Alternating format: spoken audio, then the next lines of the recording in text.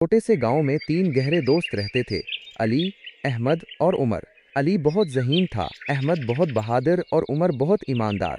एक दिन वो गांव के करीब एक पुराने जंगल में खेल रहे थे, जब उन्हें एक अजीबो-गरीब चमकदार संदूक मिला।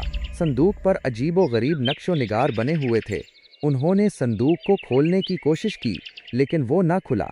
तब उन्होंने एक बूढ़े दाना आदमी से मदद मांगी, जो जंगल के किनारे एक झोंपड़ी में रहता था।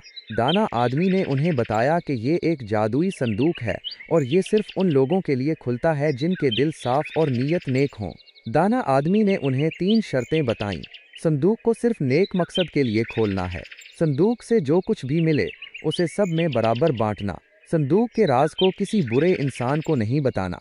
तीनों दोस्तों ने वादा किया कि वो इन शर्तों पर अमल करेंगे। जब उन्होंने संदूक को खोलने की कोशिश की तो वो फौरन खुल गया।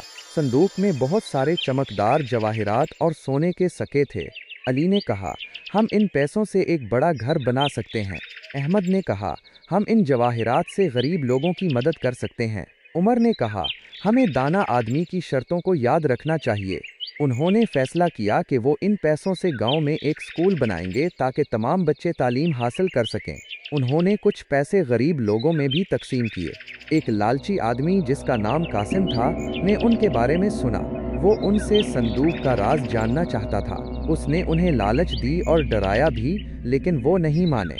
एक रात कासिम ने उनका पीछा किया और संदूक चुराने की कोशिश की, लेकिन जैसे ही उसने संदूक को छुआ वो जलकर राख हो गया। तीनों दोस्तों ने समझा कि जादुई संदूक सिर्फ नेक लोगों के लिए है। उन्होंने संदूक को वापस जंगल में रख दिया और दाना आदमी का शुक्रिया अदा किया।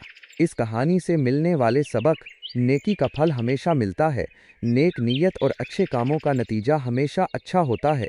लालच और बुराई का अंजाम बुरा होता है। लालच और बुरे इरादे रखने वालों को हमेशा नुकसान होता है। दोस्ती और ईमानदारी की कदर: सच्ची दोस्ती और ईमानदारी कीमती असासे हैं। इल्म की अहमियत: इल्म हासिल करना और दूसरों को तालीम देना एक नेक काम है।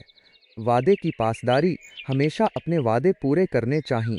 ये कहानी बच्चों को सिखाती है कि नेकी और ईमानदारी हमेशा जीतती है और लालच और बुराई का अंजाम बुरा होता है।